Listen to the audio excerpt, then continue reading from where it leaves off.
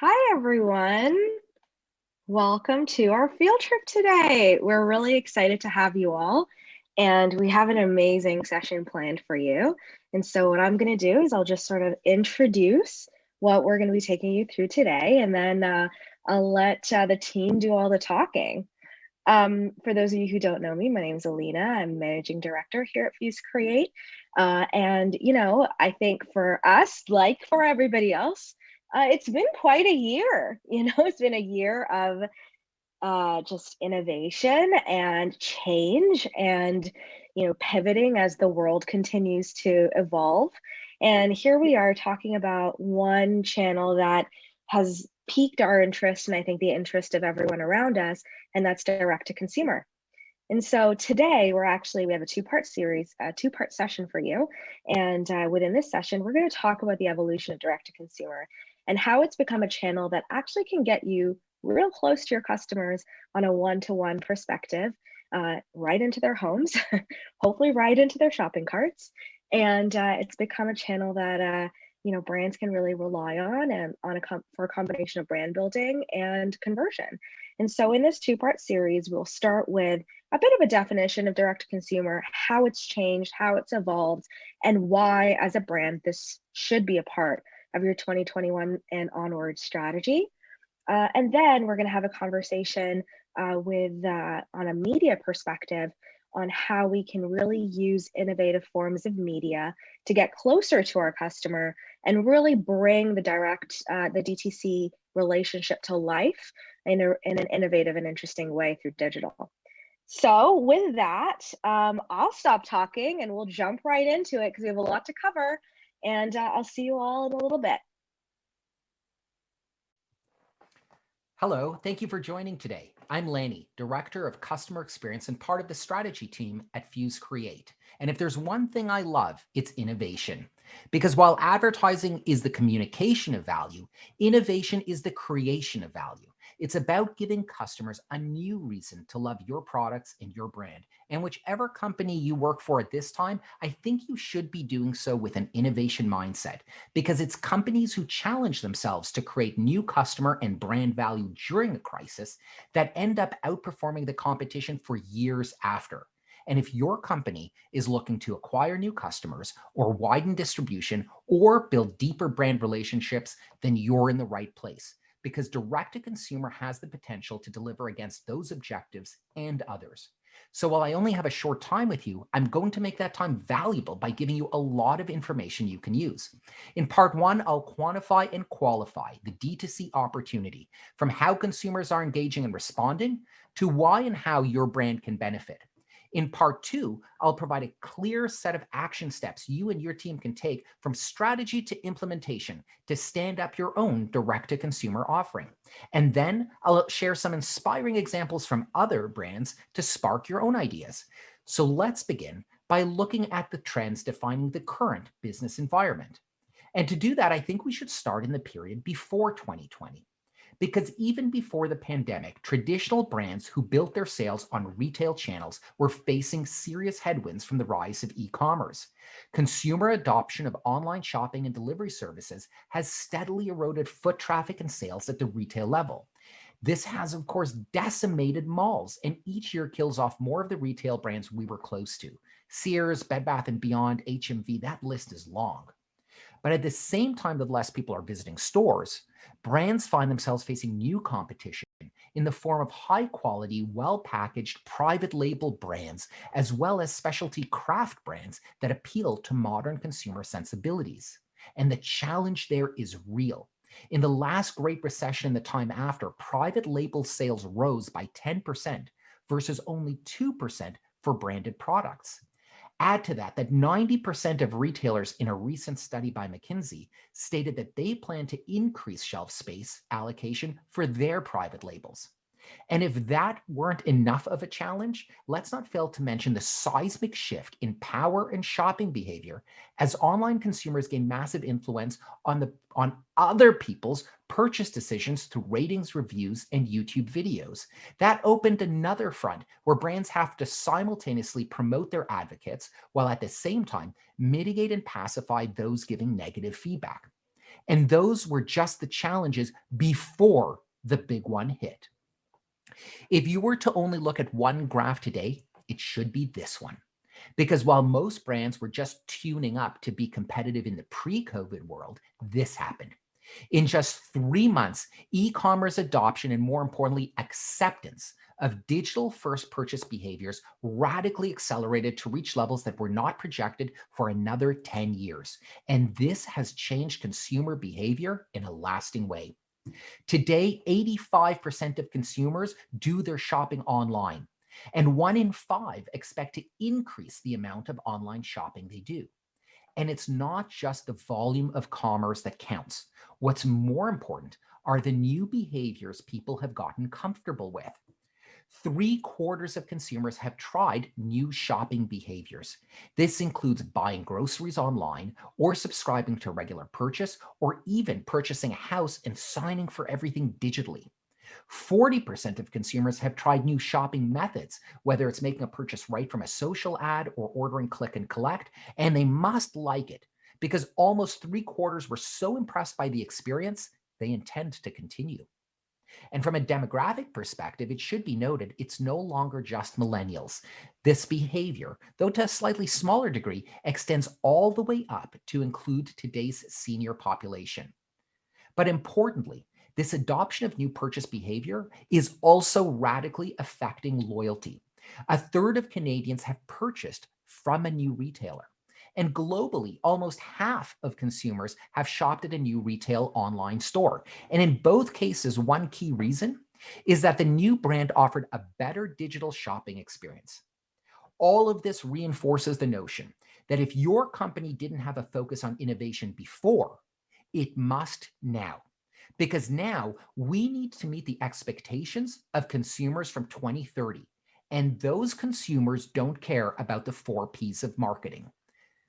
They expect every brand to be AAA. That is attractive, a brand that is likable and shares customer values; available, a brand that makes itself convenient and easy to buy from; and accessible, a brand that is responsive to customer needs or problems. And this right here, attractive, available, accessible, is the simple formula for winning at customer experience.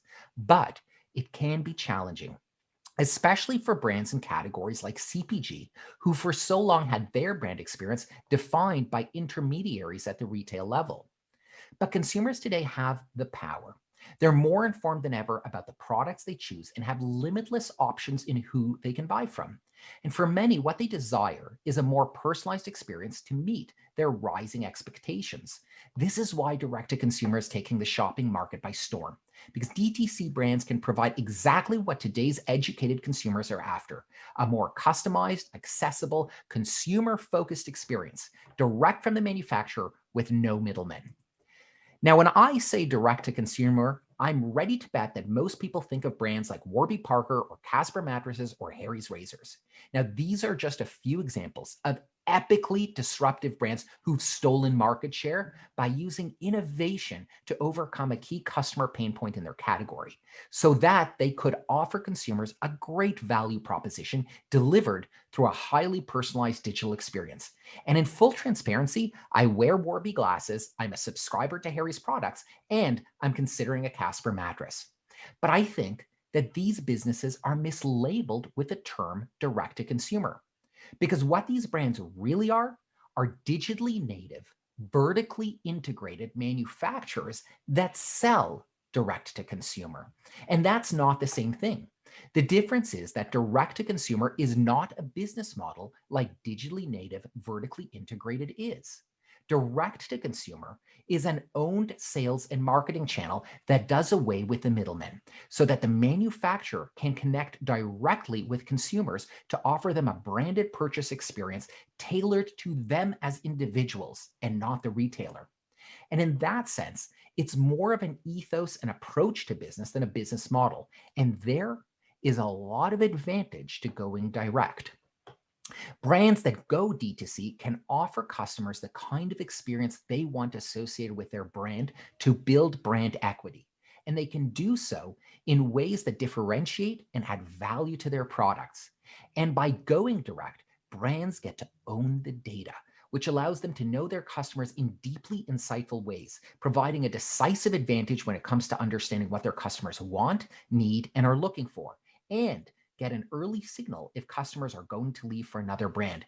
That's invaluable knowledge, and that's usually unavailable through other channels. And consumers, for their part, well, they are primed, pumped, and ready to buy D2C. More than 8 in 10 consumers say they'll be making a D2C purchase soon. And when it comes to CPG, half of all consumers have already made a purchase via direct-to-consumer channels. In fact, a third of all consumers plan to satisfy 40% of all their shopping needs via D2C in the near future. And notably, there is a core set of early adopters who can already see themselves making all of their purchases via direct-to-consumer. And if you're to follow the money, while e-commerce has shot up in penetration, direct-to-consumer is taking a disproportionate share of that growth. More than 8 in 10 consumers who've tried DTC intend in continuing to do so. And to be clear, this is a pervasive trend across all demographics. Almost 7 in 10 millennials, 6 in 10 Gen Xers, and over 4 in 10 baby boomers are using direct-to-consumer channels to make purchases. And this is a great opportunity for brands to acquire new customers, in part because consumers using direct to consumer do so with an openness to trial and discovery to a degree that's hard to match through any other channel or tactic. And that's across almost every category. For example, almost 6 in 10 D2C users reported purchasing from new food and beverage brands. That's over 16% higher than non-D2C channels. It's even more pronounced with Gen Z, where 58.4% of Gen Z consumers indicated they purchased from new food and beverage brands, and almost 1 in 2 bought from new retail brands. This is especially important today because many routine e-commerce purchases, like your weekly grocery orders, are really just a repurchase of previous orders, and it's challenging to get new brands or products into shoppers' baskets, especially if you're dependent on the retailer helping promote your brand at that moment of truth. What's important to note, though, is that the opportunity in D2C is not about winning volume away from another channel. It's about building connection with your brand, winning a greater share of heart, because if you do that, the money will follow. And there is no better example than Nike. You know, Nike is the world's largest sneaker company. And to get there, Nike spent years building out a wholesale distribution network so that its sneakers were basically sold at every store that sold sneakers around the world. But the thing is, Nike doesn't just sell sneakers. What they really sell is brand aspiration that imbues Nike sneakers with meaning. The trade-off with relying on third-party retailers was that Nike didn't have control over the brand experience. And Nike began to realize that this was actually diluting the power of the brand to drive sales. So Nike did something counterintuitive if you're thinking sales volume and not brand. They actually cut off their distribution, including selling through Amazon. They focused instead on building out their digital-first direct-to-consumer channel where they could create the kind of experience they wanted. And the results have been dramatic. Sales have almost doubled from 2011 and now account for 30% of their entire business. This trend continues, and Nike is expecting that 50% of all revenue will be via direct-to-consumer in just a few more years. This example illustrates that it's the power of branding and connection that drives sustainable demand. And to build that connection, brands need to own the experience and demonstrate the characteristics that will excite consumers about their brand. What are those characteristics? Well, really, they're not just for DTC. They're really the characteristics every modern consumer-centric brand should embody. And they are, first, they're being digitally native and mobile first because consumers are. These brands embrace individuality so that every customer feels special through personalization. And they demonstrate how they fit into consumers' lives and help them achieve their aspirations. And that includes sharing their values and showing that they serve a greater purpose, especially on environmental and social issues. They're a source of both novelty that's interesting, as well as innovation that solves pain points. And on top of everything else, these brands are great storytellers and have the ability to attract, persuade, and build followers through their brand stories and thought leadership. Now, D2C isn't new, but the opportunity is growing. In spite of that, a lot of companies are slow to seize the opportunity. And the biggest reason is they feel unprepared to take it on. In fact, 60% of consumer goods companies at best feel that they're moderately prepared to capture e-commerce growth opportunities. There are a lot of common objections. Objections like, we're great at making things and we're good at managing partners, but when it comes to selling directly to consumers, we don't really know where to start. Listen, these concerns shouldn't cause you to hesitate because all of these objections can be overcome with a deliberate strategy, which I'll show you now. Now, from a strategic perspective, that strategy comes down to answering just 4 fundamental but straightforward questions. Let's go through them now. The first question is, what role should DTC play for a brand? Is it incremental sales, or to offer brand differentiation, or insight generation, or perhaps some combination? But you really should focus because you can't do it all. And you have to recognize the importance of delivering a good customer experience to achieving any of these goals.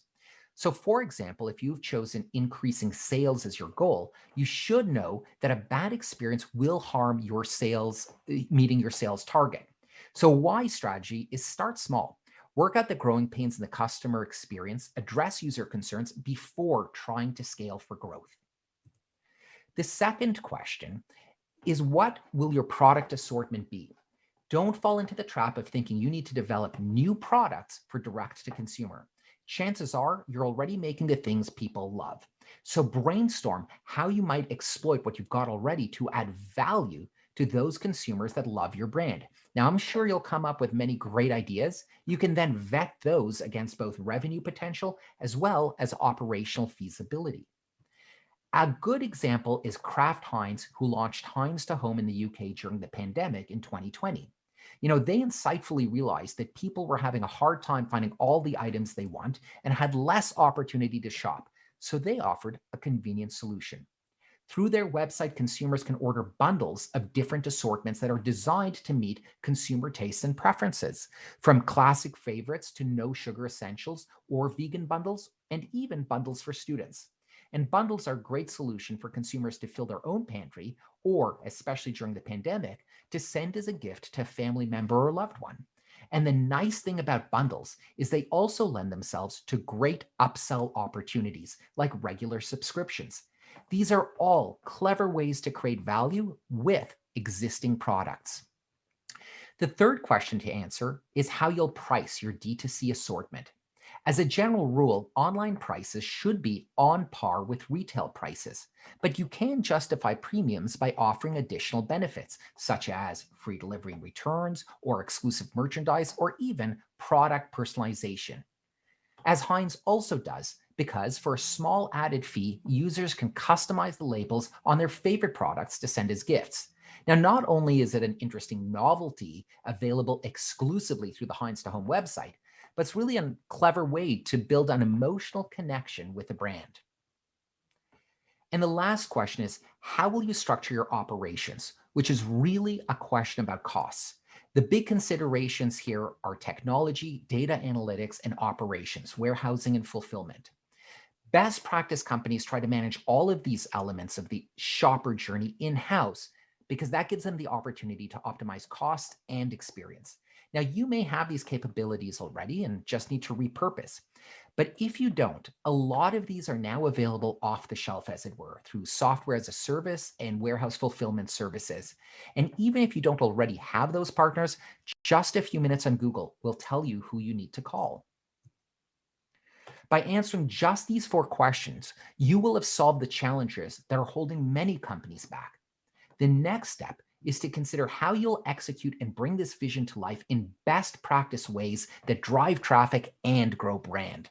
So I have 5 best practice approaches I want to share with you. But first, we need to start with an insight. And that is that most people first buy direct to consumer for the product, but that's transactional. What gets them to come back is when the experience itself is bigger than just the product and feels like a personal relationship with the brand. And you can't build a relationship with someone without understanding them. You should be in the practice of routinely and regularly listening to your customers through well-timed surveys and live chats so that you thoroughly understand their priorities, requirements, and pain points. Make sure continuous improvement of the experience based on their feedback is part of how you operate. Look at just one clever little example that discreetly pops up and asks a visitor what stopped them from purchasing a bundle during this visit. That kind of insight can pay off dividends well beyond your direct-to-consumer efforts. Not to mention that customers can feel when a brand is being responsive, and that breeds loyalty and advocacy. Next, make your website personal and personable. Avoid the trap of making just a transactional website because those sites don't inspire connection. Users today crave curation that mimics a personal browsing experience like they'd have in a shop. So rather than bring users to a store, bring the store into the digital conversation you're having with customers, whether that's through good writing, personalized recommendations, great content like unboxing videos or tutorials, integrating social media, or even leveraging sales associates to be virtual shopping assistants. Think of your website as a digital stage for your brand to come to life. Glossia does a great job of it in this example of giving users who registered a real sense that they've joined a community, not just registered at a store to order from. And since D2C brands typically operate 100% digitally, you must provide customers with a seamless online sales journey. There's two parts to that. The first is optimizing for the devices customers use from end to end, and that means thinking mobile first. Remember that most window shopping is done on smartphones, and 77% of digital browsers make impulse purchases, provided it's easy to do so on the device they're on. But it also means optimize your conversion flows so that they best suit the device your customer is on, whether it's on mobile or desktop. The second part of optimizing for customer channels is closing the gaps between demand generation platforms you advertise on and demand capture platforms where the transaction happens. Advertising on one platform and then just directing them to your website is kind of a purchase-centric approach, but it leaves many gaps and you need to think omni-channel. As an example, if you get a user on YouTube to watch your ad and that ad really engages them, the likelihood of getting someone to stop, click, and ignore the reason why they went to YouTube in the first place is almost zero. What most people will do later is go to Google or some other search engine and search for that brand. You need to make sure that you're present at that time of intent to make it easy by creating a seamless digital path for users to follow. Lastly, don't miss incremental opportunities that might drive more sales and even make for a better purchase experience. Here's a quick hit list of some of my favorites to consider. The first is consider adding a mystery item to the order flow. For example, Harry's offers a mystery item. You don't know what it is, but you want to find out, and at $6, it's not very expensive. And they make sure it's not something you've already ordered, so it drives discovery of their product line. But it also adds a little excitement to the unboxing experience that comes later. Another you might consider are combo deals, which means the purchase of a prearranged combination of products that will be cheaper than purchasing each item individually. It's a great way to get customers to bundle and grow basket size. Also, don't forget about the post-purchase experience. It's crucial for nurturing loyalty and repeat customers. One thing you can do to encourage the user to come back is to discount a future deal. There's one direct-to-consumer jewelry company that cleverly lets you know that they've deposited money into your account, but each month you don't buy, a little gets taken back, a really clever way to encourage another transaction. We already covered subscription offers. Beyond that, don't forget about offering benefits to VIPs. Now, you can reward loyalty, the people who buy a lot from you, but you should also consider rewarding customers who say nice things about you online by making them VIPs. And one other opportunity to consider is opening to orders from international destinations where your product is unavailable. Sometimes it's an interesting opportunity to discover where you're popular and didn't even know it. So we've covered a lot of ground, from market opportunity to strategy and best-in-class approaches. But as the legendary David Ogilvy once said, if it doesn't sell, it isn't creative. And he's right, because when it comes to what drives e-commerce sales, no factor will drive more growth than creativity. So I want to share with you some of our favorite examples of brands who are able to stand out in the D2C space because of their creative approaches. The first example is the KitKat Chocolatory, which is special for so many reasons. You know, we often think of direct-to-consumer as strictly digital, but here's an example that started its life as an analog experiential pop-up. But where most pop-ups come down, this one stayed up and became a permanent offering with physical locations and, of course, a great e-commerce component. Through Chocolatory, consumers can explore an endless variety of international KitKat flavors, special editions. They can try new extensions, as well as invent their very own multi-finger KitKat candy from a selection of numerous ingredients. Chocolatory definitely has a sales element to it, but the investment has never been about volume. It's about creating a brand experience that's memorable, fun, unexpected, creative, and personal. The next example is the Coke store, where Coke's focus is more on selling the brand than selling beverages. And they do so much on their website. Let me share just a few examples. So like Heinz, you can customize labels, but they cleverly market these labels to occasions, not individuals. So occasions like graduations, group events for sports teams. They even have special series that thank frontline nurses, which is perfect for the times we're in. But the Coke store really shows how the brand is about lifestyle and heritage. Look at the one example of a nostalgic cooler that sells for $330. And down in the corner, where else but the Coke store can you get Coke Red lip gloss? Coke also brings its charitable and cause work into the store experience, giving visitors an easy way to donate their own money to help schools and kids in their area. Explore the site and you'll see that Coke has ticked off a lot of boxes when it comes to building connection and selling brand through direct to consumer. The next example is also from a beverage company. This time it's a high-end wellness drink company called Dirty Lemon. Now, Dirty Lemon has used the innovation of conversational commerce to make ordering 100% mobile and almost frictionless by allowing its users to order and pay via text message. Not only is it convenient for the shopper, but those text messages feel like a personal interaction. And as the brand has taken off and added physical vending fridges in some areas, they've extended text to buy for on-the-go convenience. They even had a guerrilla campaign which cleverly had postings that read, "Don't follow us on Instagram, text us." They really tapped into a creative way to stand out, be convenient, and feel personal. We talked a little bit about Glossier earlier, but Glossier is notable for so many reasons. Like other DNVI brands, they've simplified the approach of buying makeup and skincare products in their category. But when it comes to being AAA, their focus on being an accessible brand really stands out.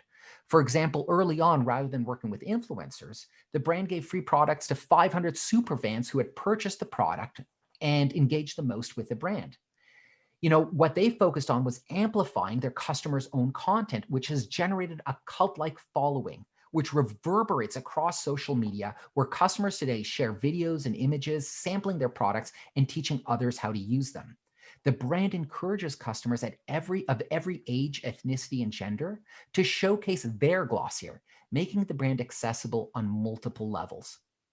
Add that to a phenomenal shopping experience on its website and pop-ups where shoppers famously receive Glossier stickers and a memorable Glossier pink pouch, all together have created a brand with a unique customer experience that users can't stop themselves from bragging about online. And that's powerful. I hope through all of this, that I've been able to show you how companies can leverage the innovation of direct-to-consumer as a powerful tool towards overcoming disruption and challenge. As you've seen, those companies that do it well all have a few things in common. Their focus is on building a connection that feels personal, because a strong brand helps drive a sustainable business. And to do so well on digital channels requires a commitment to continuously improve customers' experience, because doing so is what brings them back.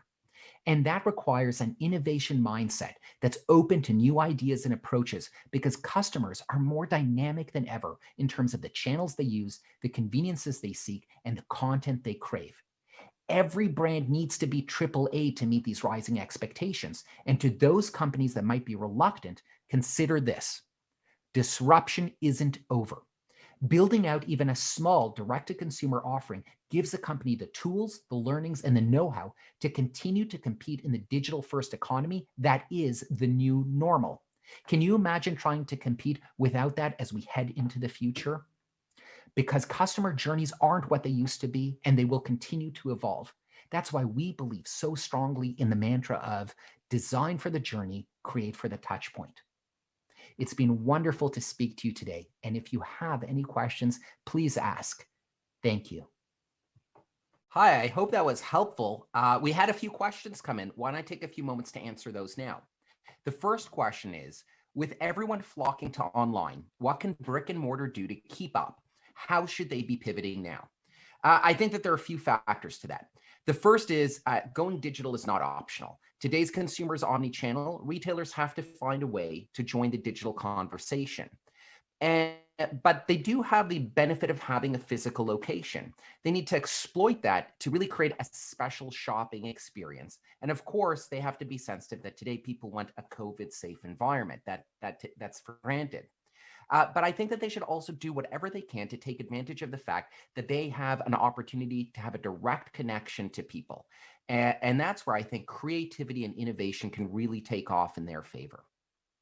The next question: do you think there's a category of brands where DTC doesn't make sense, like impulse purchase products, for example? Well, I think that Kit Kat and Coke are both examples of what would normally be an impulse purchase, but their D2C experiences totally make sense. I don't think people are going to go D2C to buy just a single pack of gum. But if the assortment is interesting, if the packaging is interesting, if they might offer exclusive flavors and might offer even branded products beyond the core, then I think almost any brand can find a way to reach direct to consumers who obviously are interested in buying their product. I think that it really comes down to, again, creativity and having the customer insight to offer the right products. Question number 3. Brick and mortar still serve a role, a human brand experience. Reimagine the retail space as a terminal, a place for people to interact with the brand, new product exclusive, etc. Physical experience can be a differentiator. Comments from WPI. Well, I think those are more comments than a question, but I totally agree with all of those. Thank you so much for your attention today. I'm going to turn it over to Alina to carry on with the next part of today's field trip.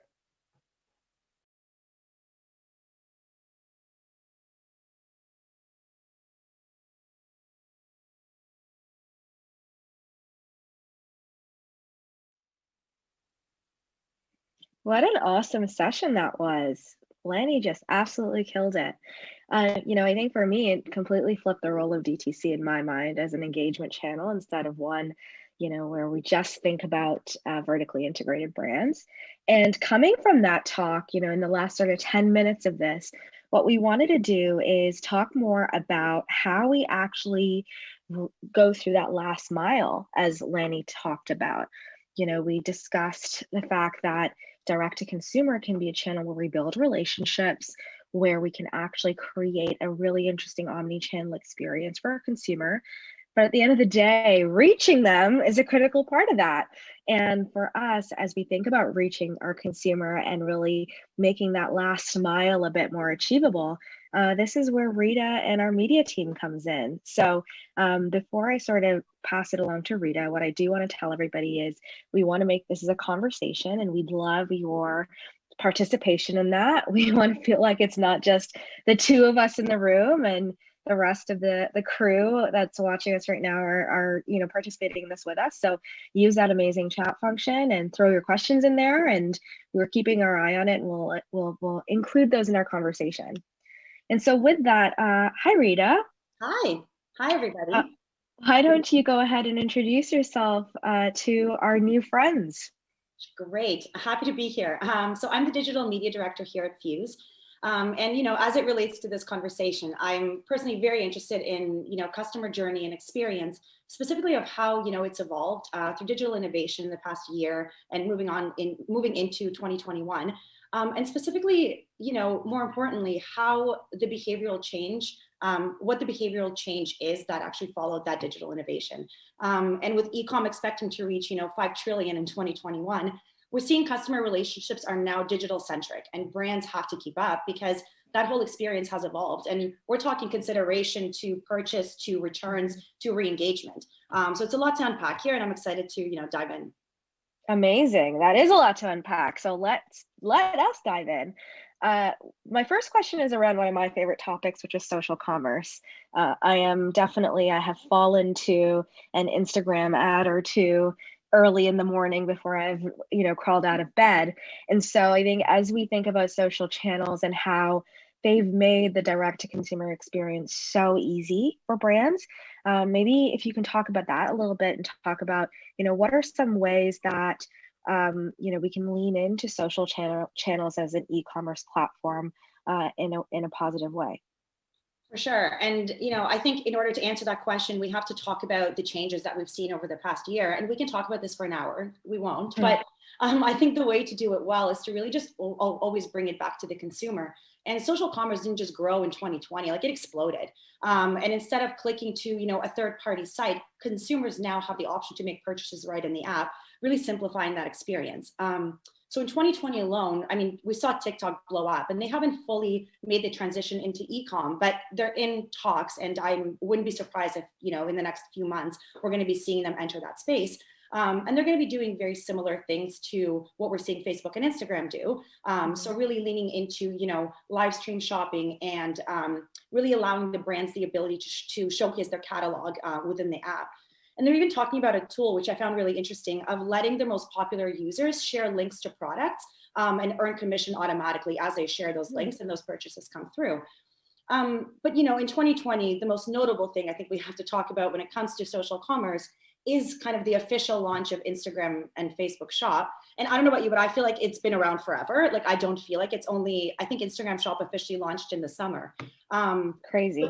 Right? But it really simplified, I think, that first step for direct to consumer, for even like CPG brands going into direct to consumer. I think it really simplified that first step because they've created a mobile shopping experiences that allowed businesses to really go in and create a shop for free, put their entire catalog out there and establish those connections and that engagement with your consumer where they are. So within, that social media app without having them go elsewhere.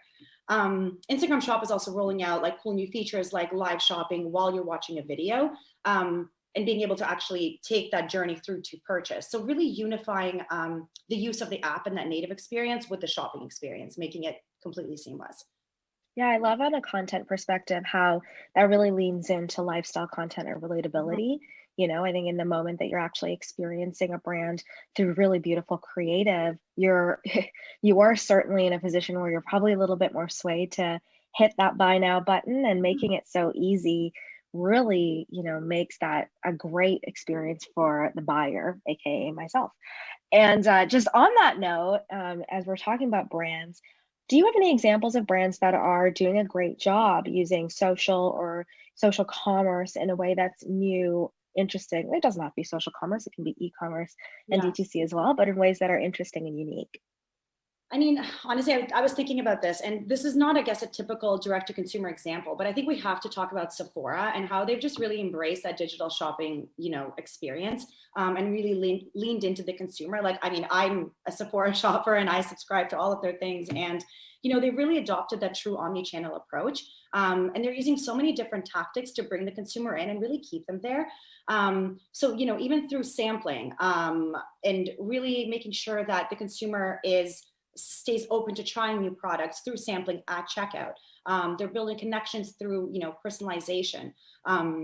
They've simplified the experience to a point like where they've really closed the gap to purchase. And it doesn't matter at what point you come in the journey, that experience is the same and it's simple, whether you come in from social, through their website, or through, an ad you see on Google. You also have a subscription model, which really provides incremental opportunities to discover those new products. And they're also pushing boundaries with, I was looking at this the other day with like augmented reality and virtual reality. You're actually able to try on those makeup products within the app. And I think that, like, in my mind, this is gonna, first of all, increase conversion. Second of all, decrease return rates, because you're kind of taking the guessing out of it and you're able to actually try those products. And to Lanny's point, I mean, it has those AAAs, you know, it's attractive, it's available, and it's extremely accessible. And they also have done an amazing job fostering their community. Oh You yeah. know, I think I'm a huge Sephora fan too, and you're able to actually find people in the community who look like you, who are actually, which is a big part of makeup, right? It looks different on different skin tones, and you're able to actually connect with them on how the product is working for them. So I think that's an amazing example. What I find interesting about that, though, is we talk about retail and the evolution of retailers. I do feel like retailers have been forced to innovate in a really fast pace because of what's happened this past year and the inaccessibility of that physical environment. And what makes that interesting, if you're a brand, is, you know, really understanding the role of your retailer and how you can potentially lean in to that. And actually, you know, if I'm a, you know, makeup brand, how do I actually lean into the Sephora experience and, you know, use their innovation to my benefit? Yeah. Or how am I actually, you know, creating content that could supplement that, and instead of having to own, you know, the entirety of that journey? It's an interesting conversation. But if we flip directions a little bit, you know, we were talking about community a second ago as it relates to Sephora. And I think, you know, a huge opportunity for brands, and something we've seen a lot, definitely in the last year, is the way brands work with influencers, and now most recently content creators. And I think TikTok has been a huge example of that. And you talked about commissions off of TikTok as a future state for the app. Or have you seen, you know, some great examples of this, or are there specific trends that brands need to be aware of as it relates to leveraging influencers and content creators almost as a bit of a sales channel, more so than an sort of awareness or engagement channel? Yeah, and I think you hit the nail on the head there. I think it's bigger than just specific tactics. I think it's, you know, we've seen a massive shift, and I've been thinking about this a lot. And I think we've seen a massive shift in influencer marketing, and honestly, the way that brands work with influencers and creators. And I think you had a good point, and I think we need to address this. And there is a very big difference between influencers and creators. You know, historically, brands that work with influencers, it's very transactional. You know, they provide the messaging and the way that they want to their brand to come across. They work with the influencer to promote that brand, and that's it. With creators and TikTok, and we've had creators with YouTube for years, but TikTok really just took it to another level, right? So creators are now working alongside brands, and TikTok actually has a product around that, their hashtag challenge, where creators work with alongside brands to establish that messaging and to be as authentic as possible when they're speaking to their audience. And, you know, based on that, I think that moving forward, we're going to see an emphasis on ongoing partnerships with creators and influencers rather than, you know, one-off projects. And also a massive rise in like micro and nano influencers. And I think it's going to become kind of a major part of a direct-to-consumer strategy, again, on an ongoing basis rather than a one-off campaign. Because I think, and I'm generalizing, but if you have 30,000 followers versus, you know, 6 million, there's a level of trust and engagement and like more of a true authenticity there. And authenticity is going to continue to be that buzzword moving forward, because that's, you know, all those 6-second videos that with TikTok and Reels, and now YouTube's joining the game with their short videos. We're also going to see, I was thinking about this the other day, we're also going to see, I think, a rise in performance-based deals, combining that awareness and conversion with influencers. And I think a lot of that is stemming from the fact that, you know, Instagram and Facebook are so saturated with ads. I think every fourth like newsfeed post and every fourth story at this point is sponsored. So we're seeing costs go up, like cost per acquisition, even awareness costs go up.